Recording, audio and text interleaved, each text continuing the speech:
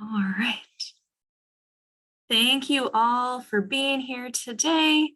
My name is Ellen Solaris. I am, for the next couple of weeks, the president of the Minnesota Public Health Association. For those of you who don't know, Dr. Antonia Apollinario Wilcoxon will be moving into the president role after me, which is very exciting. I am also very excited to be having this presentation today. We're going to be talking about community health innovation, focusing on the Mankato Community Health Worker Hub with, spoiler alert, my colleague, Evan Curtin, who's the director of WellShare International's Mankato office. So a couple reminders, please mute your microphone when you're not talking. Totally up to you if you want to have your camera on or not. We also welcome people adding their pronouns into their name if you'd like. For those of you who may not be familiar, our pronouns are the words that folks use when they're referring to us other than their names. So for example, my pronouns are she, her, hers. So you could say Ellen is speaking or she is speaking. Totally fine either way.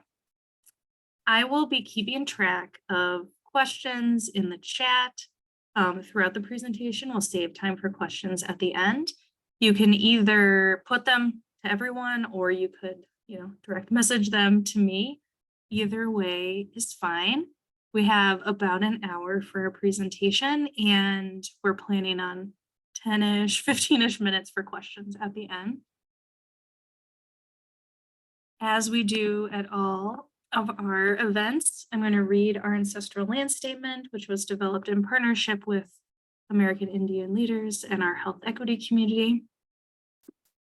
We ask that you take a moment to honor and acknowledge that we are on the ancestral homelands of the Dakota and Anishinaabe. Indigenous people have a long-standing history and connection to the land since time immemorial and are the original stewards of lands and waters. Many American Indians were forcibly exiled from their lands because of aggressive and persistent settler colonialism and United States governmental policies, but they persevered. We make this acknowledgement to honor the Dakota and Anishinaabe people as well as the land itself. And with that, I'm going to stop sharing my screen and pass the proverbial microphone to Evan. Thanks so much, Ellen, and honor to be here today. Thank you guys very much for your interest in this project that we've been running for a few years now. I'm going to walk through this slideshow. As Ellen said, please feel free to put those questions in the chat or send them to her so that we can have them at the end. We'll get started right now. I'll start sharing my screen.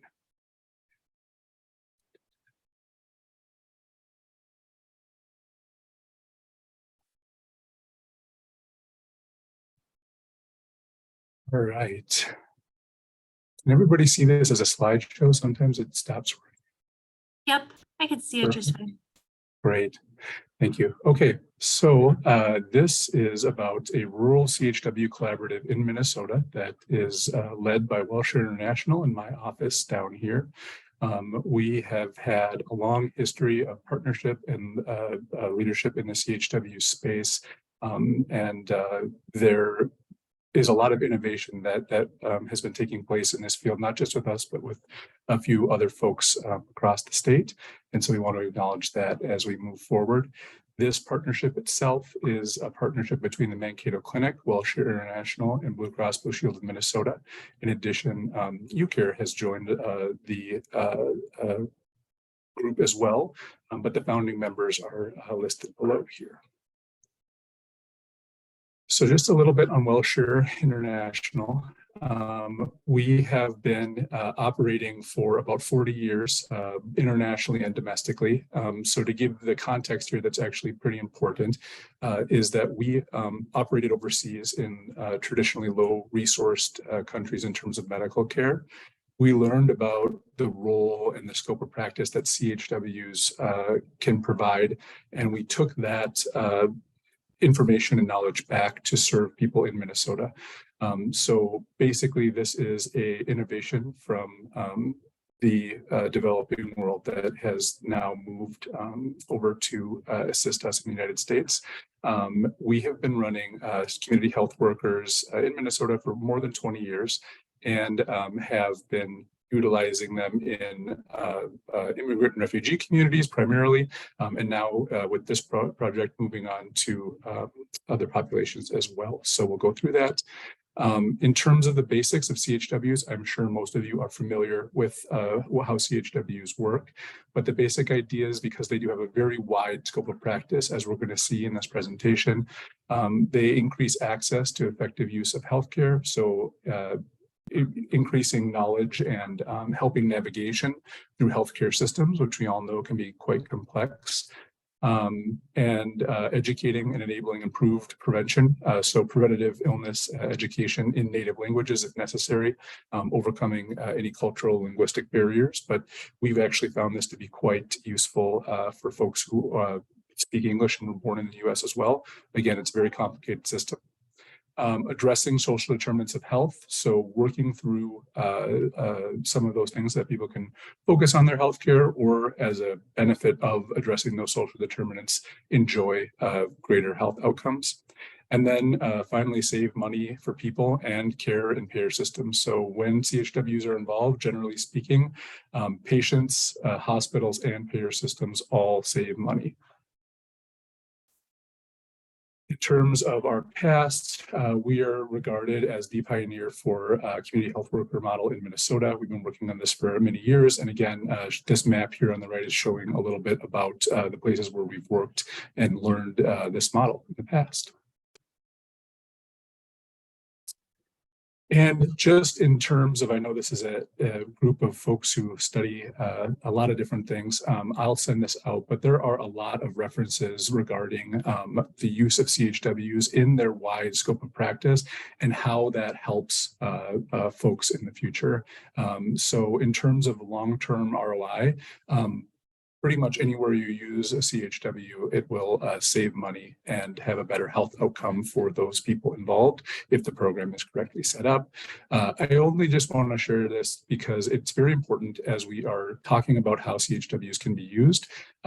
There are going to be other factors at play here than just our desire to help people, right? And so having this information out here that's very well supported, there are many more since this has been drafted, really shows that CHWs assist with cost savings in the future. And in this next slide, talking about the areas in which health was positively impacted for patients in these various areas. And I'll send this, or Ellen will send this out in the end. So those of you who like reading up footnotes to be able to engage a little bit more, you can feel free to do that. So as we have sort of a scope of practice for CHWs that is very broad, there are two programs that I'm going to highlight today that we focus on in Mankato. So these are going to be really just highlight two of the different ways in which CHWs can be used to positive effect. So Project Wellbeing is the first thing that we're going to talk about today. This is a collaborative launch between Blue Cross Blue Shield, Mankato Clinic, and WellShare. The idea behind this is that the initial focus of every interaction is solving social determinants of health issues in order to address health needs. So moving people up that Maslow's hierarchy of needs so that they can get to a space where they can address their health needs. We have multiple linguistic and cultural proficiencies in our group here. So we have CHWs from the Somali, Spanish. We have a contractor who assists from the newer community as we saw the need. And then we have somebody who is a dedicated English speaker, which is a new sort of space for CHWs to use that we've tested and found to be very useful. So it's very important to point out that this program, it is focused around eliminating health disparities. There is a component of it that works to eliminate health disparities among immigrant and refugee populations, but a large amount of the people that are being served by this program are folks who are born in America, speak English, African American, Caucasian. So they are being served by this program as well. And we've kind of discovered that there's a unique, unduplicated scope of practice for CHWs as we go, and I'll get into that a little bit more later. They really serve as force multipliers for nurse care managers and social workers. So when they're working with those folks in this clinical system, it works very well, and it allows these team members of the treatment teams to be much more successful. And then we learned that there are some unique issues in a rural setting. So increased transportation issues, those are an issue everywhere, but there is no public transportation to speak of in most of the areas that we're serving down here. And in addition, people are more geographically dispersed. There is a huge lack of culturally specific care and lack of translators down here. So we have had patients, unfortunately, waiting, hours to get an appropriate translator to receive medical care. And in terms of culturally specific care, there is very little to choose from down here. So in the metro area, I'm sure those of you who practice there understand that it's not perfect in any area of the state, but it is a much larger barrier down here. So this is kind of our idea of our model of working with our patients. So we very frequently are referred patients who need that first level of Maslow's hierarchy of needs met: food and shelter. Many of our patients are food insecure or unhoused when we first meet with them. Not a majority, but some. And obviously, we can't be talking about preventative medical visits if that's where they're at. So we are going to work on that first. Most of our patients, as we come through, are dealing with some amount of trauma, generally speaking, overwhelmed by the issues that they're facing. And so our CHWs kind of try to become that executive functioning for the patients to say, we interview them to say, what are the problems? And then we sort them out into these areas to very consciously move them up this ladder here so that we can have them, focus on higher level things as they go up. So after that, physiological needs and psychological needs, then we have the safety needs. A lot of folks we work with our local domestic violence agencies, et cetera. And then when we're getting into having all of those needs met, then we're starting to talk about somebody being able to talk about health navigation and education.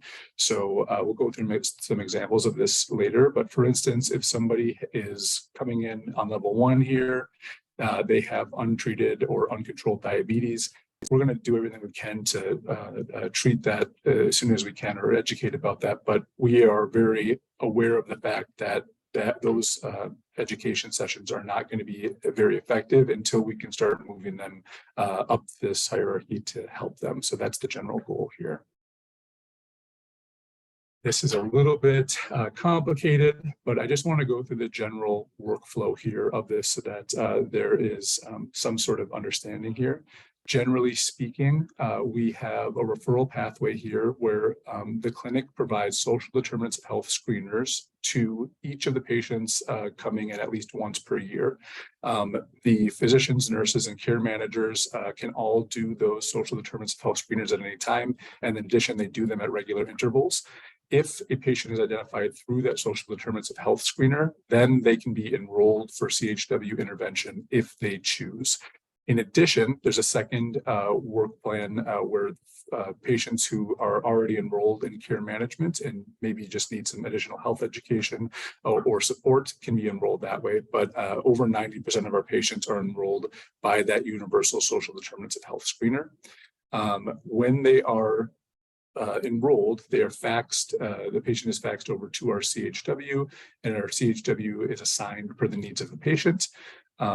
We also do another intake and assessment at this point. So generally speaking, we are finding 2 to 3 additional social determinants of health issues that a patient is suffering from when we are going through our additional screener there. And this is the first part where a CHW has a pretty unduplicated scope of practice. So our CHW can sit down, and if it takes an hour and a half to get through that screener and really have an understanding of what that patient is going through, our CHW can do that. Very few people in a clinical system have that ability, even among social workers who are in high demand. So then basically, as I said previously, what they're doing is they are then helping that patient, it's patient-led, of course, triage that list of things that they might be dealing with. So ranging all the way from hunger, safety, to managing diabetes or preventative mental health interventions. All of those things are ordered and then with the patient triaged into what we will address first. We always have assignments for those patients. So we make it very clear, this is what the CHW will do, this is what you will do, and this is what we're expecting from outside providers. And so we try to break that down into very easy and workable small chunks so that we can kind of chip away at whatever is this patient is suffering from. We have had some patients enrolled in this program for 9 months, 10 months at a time, because it takes time to overcome these issues. But as we'll see, it is quite successful in that. The other part of this, as we're seeing here, is that this is a reimbursable service in Minnesota. And so when I'm saying that these efforts and this scope of practice is unduplicated, it is unduplicated for sure as a reimbursable service. So when you're thinking about how this can be structured and how all of this can work, everything that I'm talking about within the scope of practice is reimbursable for that. So there is a testing component to this about what percentage of time would be reimbursable and what percentage of the program efforts would be reimbursable. So that's another part of this. In terms of what we're seeing this is over a 6-month period. We have, and this graph flipped here, but we're seeing that a large amount of things are being solved in each month. And something's wrong with my graph here, but generally speaking, about 70 to 90% of our SDOH issues are solved over a course of time. Sometimes that can take a long time. Our average is actually about 2 months of intervention to cure. So I'll fix this graph and send it out again. This is obviously not correct, but it is a longer term process. And we see a lot of success with some of these issues that have been previously resistant to intervention. So we have a whole bunch of folks that have, overcome some of these issues that had previously worked with social workers or other folks in the care sector. A big part of that is, again, this unique scope of practice that CHWs have, where they have more time. They have, in some cases, can overcome cultural and linguistic barriers, and they have the ability to really sit with the patient and assist them in overcoming paperwork barriers, for instance, or a misunderstanding with a care provider, and being able to work with them to make that work. So it is it's quite effective. In terms of over this same 6-month period, having health, education, and navigation outcomes. So we have achieved 71 out of 82 of those. So pretty high level of success. And these are all going to be people who we've walked up that hierarchy, as I showed earlier, to get to this point. This includes everything from, diabetes management education to hypertension education to accessing mental health care in this system. So these are patient driven and patient identified, but the overall picture is pretty good on this. And again, they're working on multiple things before they get to this point. One thing that I should note here is that we are payer neutral. So we do have folks who are uninsured and undocumented who are referred into this program. We serve them like everybody else, but obviously some of these barriers, unfortunately, the ones that we didn't achieve are attributable to that. So there are a lot of times, unfortunately, where somebody needs a specific level of care, and it's very difficult to get that for them if they are not able to access the insurance system in this country. So that is a issue. In terms of this, our learnings, as I'll show you in a moment, workflows really, really matter. So there are huge differences between different workflows. There are huge differences in terms of program sustainability and program efficacy. There are a very wide array of different things that a CHW can do. And so it is not a simple roadmap to success here. We're hoping that from what we've learned, we can certainly, put things together and assist the sector as a whole by giving some tips and tricks. But the same general outlines of a program can have wildly different results, which is somewhat problematic. Number two, referrals are cyclical and extremely variable. So when we're talking about addressing these issues with a culturally competent lens, that can be hard when, in terms of agency planning for FTEs or how their workflows work. When, some weeks you might get 50% of your patients that are Somali, and some for 3 weeks after that, you may get 0. There is a lot of difficulty in planning for that availability in terms of FTEs of cultural competency throughout. So having a flexible workforce is incredibly important. And the way that we address this is by having multiple programs running at the same time so we can move people around, et cetera. But that is something to note in the future, at least in our experience, is that it's a very extremely variable group of people. Also in terms of payer mix, in terms of age, it's very variable. In addition, they're cyclical. So generally speaking, we have fewer referrals in the spring by about half, actually. And we have more in the summer and fall. We've seen that for a few years now. We're not entirely sure why, but that also is an interesting issue that you have to deal with in terms of planning in this planning. And then again, CHWs have an unduplicated and extremely helpful scope of practice. So we'll go through some examples of this. In terms of those workflows, as you can see, comparing summer of 22 to spring of 23, so not even a long-term difference in temporally. We see a 500% increase in the projected program cost reimbursable. So according to our cost models, running that full program cost in the end, excuse me for one moment, that increase is entirely due to new workflows that were tested and implemented over that time. The jump in that increase was very sudden and sustained, and very much due to workflow changes. We isolated that variable by starting that workflow with different CHWs at different times, and it follows very easily that change. And so that is a big increase. In addition, the workflow that we were using in summer 22 was already in a major improvement from previously. So it is it is not a very structured how you can make this work at the moment. In terms of issues addressed, we also saw a 340% increase during this time, again tracking with those new workflows.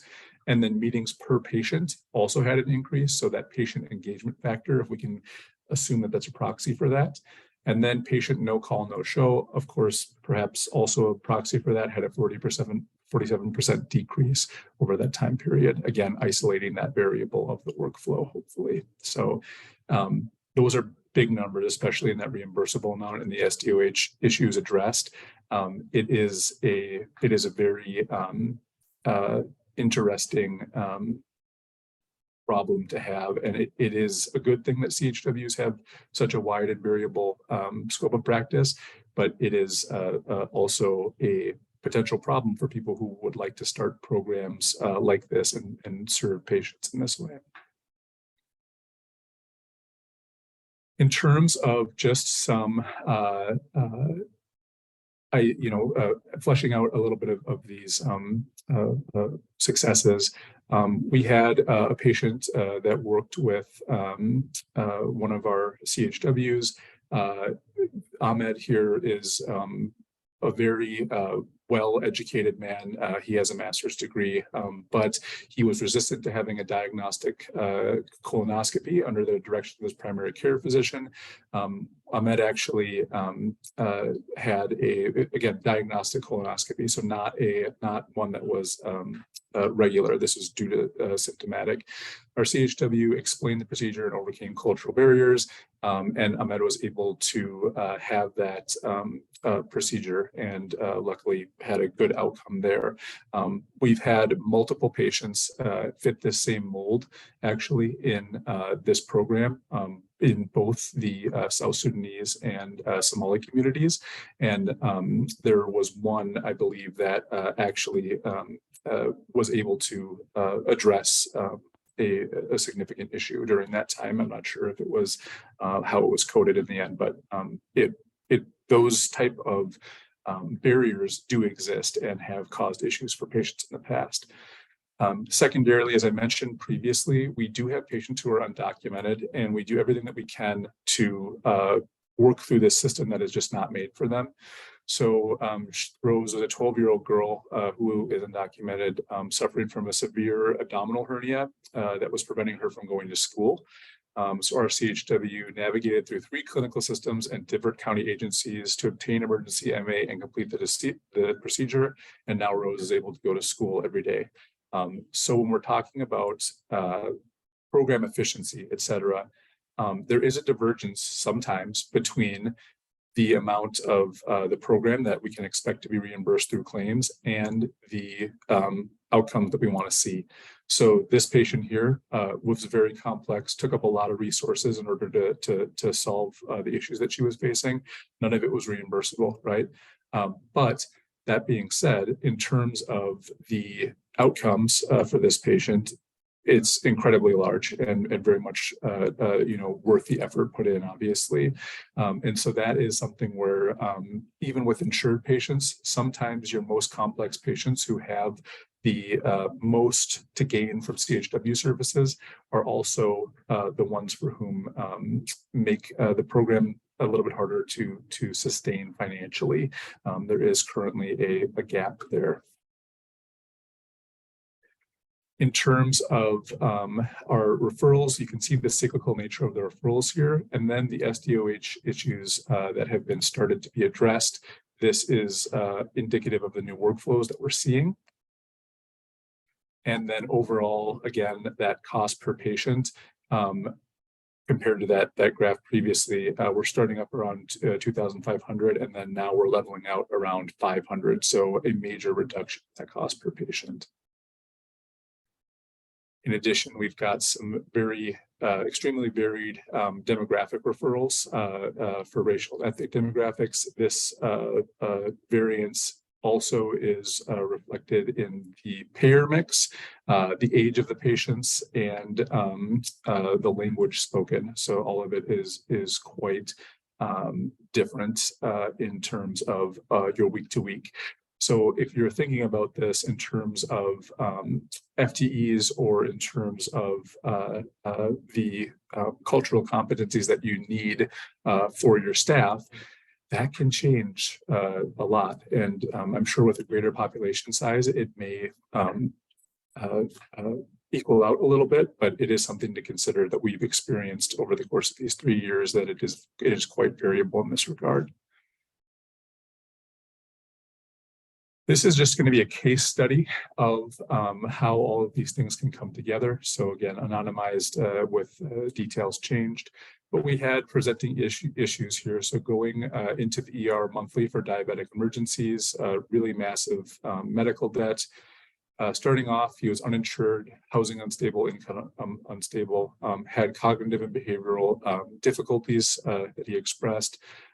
We had unresponsive social workers that were not working with him because of some of those cognitive issues, which is a known issue when you're suffering from uncontrolled diabetes. In addition, he had no local support, so none of his family lived nearby. So our CHW's interventions, with our CHW's interventions, he was able to obtain health insurance and obtain disability income. working with the medical team to organize supports for ongoing diabetes self-management, and was able to obtain stable housing. So this was a somewhat emergent case. So we did start working as best we could on diabetes self-management immediately, but you can see that we worked on all of those other issues first to stabilize the social determinant situation so that he would be able to then address the diabetes. And then there are some still issues for sustainability. So the patient can independently meet their own needs, and very little is billable. So we've got this situation where this patient really needs CHW support to overcome these issues, but very little of this time is billable because this is a new factor. Advocacy from a CHW is not billable. When we were working through these barriers here with this patient, many of them were because we had unresponsive social workers, or we had to advocate to get this patient what they needed. None of that time is billable. And the patient was unable at first to meet their needs independently. So we were doing a lot of that advocacy. And so we've had this major positive outcome where this patient is now stable and has stable both in terms of their social situation and their medical situation. But it was a very difficult situation for program sustainability. Again, there's somewhat of a divergence every once in a while. However, in terms of results, there is more than $128,000 in back medical debt covered by an insurer. So that is money that would have been have to be eaten by the payer, or not the payer, the clinical systems that we were working with at this time. So we can see that although the billable structure for CHWs right now maybe not be aligned here, in terms of at least the clinical outcomes there, or the clinical finances, this is quite helpful. Patient has stable housing, has ongoing insurance coverage, has disability payments, and the patient has not, at the time that we last checked in, been hospitalized for 2 months. So that is a major success story here in terms of these outcomes. So from there, I'm going to move on to a completely different program that also utilizes community health workers. So this is all within the Mankato area, but this is a just to show the vast scope of community health workers, scope of practice in the area. So while we were working with the communities down here, we kept hearing from the smaller communities specifically that there was a lack of health knowledge in youth, and then lack of healthy recreational opportunities. Effectively, what we were hearing was that parents in the community had a lot of questions about things like drug use, alcohol use, vaping, exercise, etc. That they were unsure that their kids had access to that education, and that they were concerned about their children's mental health a lot of the time. There was also a lack of healthy recreational opportunities for those kids. So a lot of those kids, their parents are incredibly hardworking. Sometimes both parents are working 2 jobs, meaning that when those kids come home from school, they're on their own for a bit. And what that meant was, because these parents were new to our area, they didn't really feel comfortable with those kids going outside. So a lot of those kids were sitting with devices inside and not getting enough exercise, which was leading to a whole host of problems that the parents were identifying. So we saw this unique sort of need that they were expressing, and we heard this so many times that we just kind of realized that we needed to address this somehow. So we started meeting once a week in Mankato to do a few different things. We meet at the local mosque, and we serve, at this point, we served about 20 children. We provide a healthy meal and a health education session, and then some healthy recreation sessions, some education about Somali culture and language, which was it's something that the parents really wanted, and a disconnect between generations, and some empowerment for those kids that is well researched. And in addition, we did some preventative mental health education. So that doesn't mean that somebody is diagnosed, we're not doing anything else. It is healthy mental habits for those kids. there was such a demand that we were able to increase that to 2 times a week. And then there was a demand from the St. Peter Somali community about 15 miles away. So we increased that to 2 visits per week in St. Peter. So we very rapidly went from a pilot program to a full operation. We're up to about 52 children served weekly and their parents. And then CHWs are used to provide age and culturally appropriate health education to both the children and the parents. So those sessions are billable. Again, this is, of course, not every aspect of this program is billable, but those that are billable so that they can do that to help out. And it is a very successful program in that the CHW scope of practice is very well aligned to meet the community needs that we're seeing. So it's a different access point.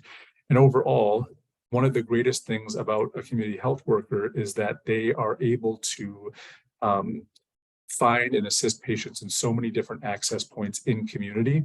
We're working on, a multiple different ways to do that. And so it is another unique part of their scope of practice, similar to a social worker, but maybe even a little bit more diverse in terms of their ability to do that. We also got a lovely partnership from the Minnesota Department of Natural Resources. So the rest of this, I'm just going to show a little bit of the pictures from that. So the Department of Natural Resources came to us. They translated everything in terms of recreation opportunities, fishing regulations, hunting regulations, everything. They spent the time and resources to translate all of that into Somali. They provided us with multiple different folks from multiple different parts of the agencies, including fisheries and recreation. They brought all those people down and met with all of our kids from our program and hosted 3 different sessions as of now. So it has been a really great partnership. And this was all self-identified through the parents and the children here, is that they wanted to get outside, they wanted to learn about fishing, they wanted to learn about hiking, and that they didn't feel comfortable doing it. And so having these folks from the DNR come down, including conservation officers, to explain the laws and having them feel welcome in this regard has helped them to do that. And now multiple kids in this group are going out fishing and recreating outside on a weekly basis. And so we can see some of the kids here are experiencing and seeing some of these animals. This is Craig Supier here, who is the DNR fisheries manager for our region. He personally came and made sure that everything was translated and did put on these programs, multiple programs. So they're very invested in this to help kids learning about ice fishing. And again, learning how to cast here. So a great event overall. Finally, just my final call to action here. There are some things that we are confident in that will help the sector and help our success here be repeatable for multiple different populations. So allowing CHWs to bill for patient advocacy, as I pointed out in our previous chapter, it's a huge benefit in terms of their scope of practice that we're seeing. Allowing CHW is in training to bill for services. The extant workforce is not very large. And so at least during that time, while the workforce is being grown, it's very difficult to achieve sustainability if you have turnover. And then there are caps on the amount of CHW units per month that can be billed. That is difficult for patients who are very medically complex or socially complex to make sure that we're meeting those. And then, of course, increasing reimbursement rates for CHW services is always quite helpful. So that is the end of my presentation here, and I am happy to take questions at this point. Thank you, Evan. Yes. Our first question is, does the CHW document the social determinants of health needs in an electronic medical record? How does They do. Yes, so they are documenting both the social determinants of health needs interventions and the health needs interventions in an EMR. And that is everything we had to develop to be custom made for this program. And to be custom made in order to be billed for CHW services. So it is not a plug and play system at this point, but it is not a huge lift either. Thank you. Related to your call to action, what kind of caps are there? How much time? Great question.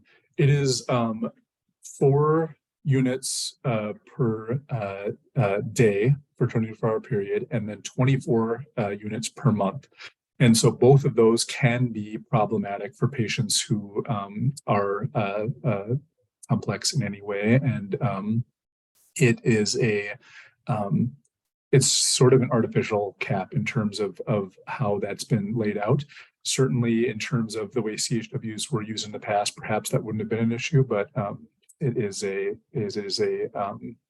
in terms of the ways that CHWs are being used now, it is definitely a hindrance to some programs. Is billing for commercial insurance or just Medicaid?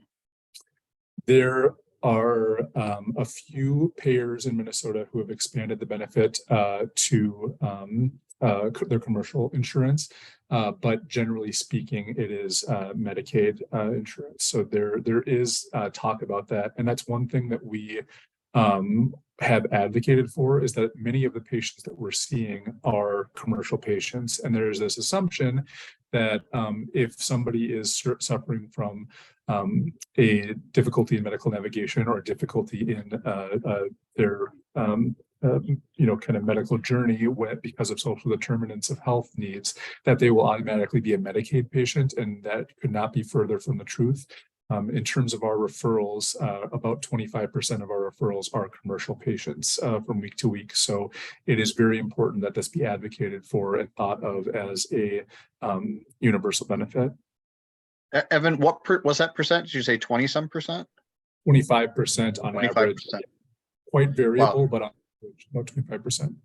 That's great. That was my suspicion. So you hit it pretty solid that everybody assumes that they're Medicaid or uninsured, but these cultural and ethnic differences create barriers even to the commercially insured population. Very helpful. Absolutely. And it's not just the cultural and ethnic barriers as well, or linguistic barriers as well. It is very much the social determinants needs as well. We've had commercial patients who have been suffering from housing instability. We've had commercial patients who are suffering from food instability, food insecurity. It is not a clear category in terms of the way that sometimes it's thought of. So definitely not a clear-cut line between the needs of Medicaid and commercial patients. Could you talk about the training done with CHWs, kind of the process for folks getting the certificate, how that is paid for? Yeah. So there is a certificate program that is run through community colleges and universities, multiple of them in Minnesota. It is a 9 to, I think most have ever seen it, a 16-month program in terms of how it's laid out. It's quite intensive, and it is a varying expense. So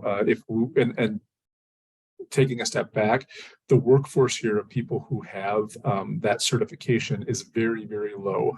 So in the Mankato area, it is perhaps a single digits. So we are having to develop a lot of those folks, and that's going to be the way that it is across the sector. That is going to be a major problem for expanding these learnings into the future. There are a few different ways that that has been. We're working to move forward with that. So the Minnesota CHW Alliance has a large amount of scholarships that are available for at least a partial scholarship. I see someone in the chat is sharing that, which is great. And then there are other workforce investments that are being made either through companies or through government agencies to assist in getting people through that program. But generally speaking, the scale of that is, in my opinion, not what it would need to be in order to easily launch and grow these programs in order to take advantage and grow the sector to where I think it could be, and help patients in all these various different ways that it could be. And so that is my really big concern, is that even if we find a way for this to be sustainable or mostly sustainable financially through claims-based billing, which would be great, if we do that and then this could be repeatable, we could have many different agencies, many different partners with a culturally or geographically specific lens use these same interventions to do really great things across the state.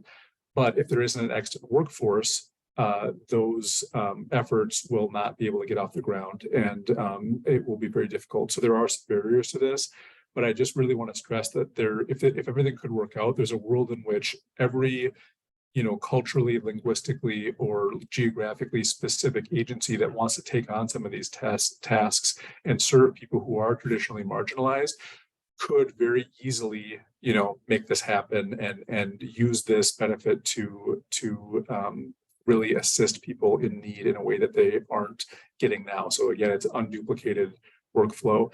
So that is my goal here, is that in the end of this project, anybody could hopefully be able to pick this up and run with it and do something good for people who need it.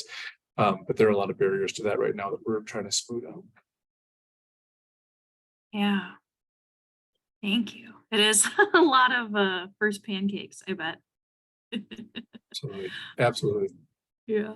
There's a question in the chat about connections with other organizations. How many organizations are connected to the CHW Hub, and kind of what efforts do you have to continue to work with more organizations? Absolutely. So in terms of referral partners that we have, some sort of like expedited or workflow worked out with, there are about 35 partners that are mostly area social service agencies. That doesn't mean that we accept referrals from them, but it certainly does mean that we can more quickly access services for our patients or have some sort of workflow to assist with that. So that is certainly a benefit. Could you speak some about evaluation in the Somali program? Evaluation, the small youth program? Yeah, how is it being evaluated? Yeah, so there are a few metrics by which we're evaluating. Part of the issue is for that program is actually that there has been not a lot of interest in additional funding for that program. So we don't have a lot of funding for evaluation. We are doing it. I hope I'm in a room full of MPHs, so I hope that you guys don't think too poorly of our methods here, but we're just doing entry and periodic surveys of both what the children and parents want to see and some of the accomplishments that we're seeing. So in terms of reported screen time, self-reported screen time, we like to see that go down. In terms of recreation opportunities, we're going to hopefully be able to see that go up. In terms of knowledge, self-identified knowledge of some of the issues that we are seeing, we're hoping that that is going to go up. And then we have a general question about mental well-being, which is a self-identified subjective metric by which those kids can do that. So quite imprecise, but hopefully in the future we'd be able to study that a little bit more. And really long-term would be the way that we'd want to study that, because these are a lot of preventative and early uptake interventions. So, and I will ask, I know the answer to this question because there's folks on here who might know students. How have you engaged students as interns? Is that something you do? Students as interns for the Somali Youth Program, or just generally? In general? Are you looking for anyone to help out with anything? Absolutely. So we have in our evaluation of, which is much more robust, of the project well-being project, we had amazing intern who was an MPH student and who just graduated. His name was Michael Van Skiba. I can't speak highly enough about what he was able to accomplish. So there's a lot of needs in terms of evaluation and also in terms of ideation of some of these things. There's you all know this, but a very wide scope of practice also for folks going through different MPH programs. And so if there were opportunities for folks in those programs who may be taking a track of a little bit more of an administrative track, we definitely need cooks in the kitchen to assist in taking some of that data and seeing how we can improve workflow, seeing how we can improve patient outcomes, all that kind of stuff. So everyone knows Michael, who he was just talking about, won the Best Poster Award at our annual conference recently. Doesn't surprise me at all. Yeah. How is cost covered for advocacy services? Where does that funding come from, and do you utilize any grant funds? Yeah, it's not. So we utilize grant funds for that. It is it's very difficult because it's so variable in terms of the differences in how much advocacy is a percentage of the time we're spending per month. It's seemingly random and quite variable, and so it's hard to predict. If for instance you launch a program and you take your first 3 months and then base a cost model off that of how much grant funding you'll need, that could be wildly different by Q3 of that year. So it is a problem. It's not consistent in that regard. But yeah, it's all of that is grant funding. We are not anywhere near 100% funded in any of our programs through just reimbursements at this point, although we're making steady improvements. I know we're getting a little close to time, so I'm wondering if there was one takeaway you wanted all the folks here to leave with, what would that be? Yeah, thank you. It would really be that this has potential, and it has potential to directly and effectively address a wider range of issues that are being suffered by traditionally marginalized communities in our state, and that if we can work together to create change and figure some of these things out, it would be very easy to both empower patients and empower, local cultural organizations or community-led efforts to overcome some of the issues that these communities are identifying themselves as being most problematic and distressful for them. So I having worked in doing this, day in and day out and evaluating it and running the program. So I handle both the evaluation for this local program and the day-to-day administration for it. And there have been tough times in creating workflows and all that, but I really do see that this could be a somewhat of a silver bullet in terms of addressing health inequities in Minnesota. And so there is a long road to travel, as has been expressed here, but I really want people to hopefully leave with that hope that there is a really positive potential outcome here. Yeah. Thank you. Thank you, guys. Last chance if anyone has a final question.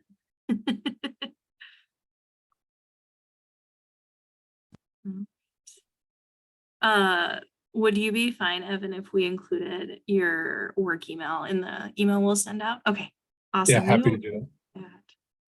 All right. Thank you so much. Thank you, everybody. Yeah, I have just a couple closing things for us.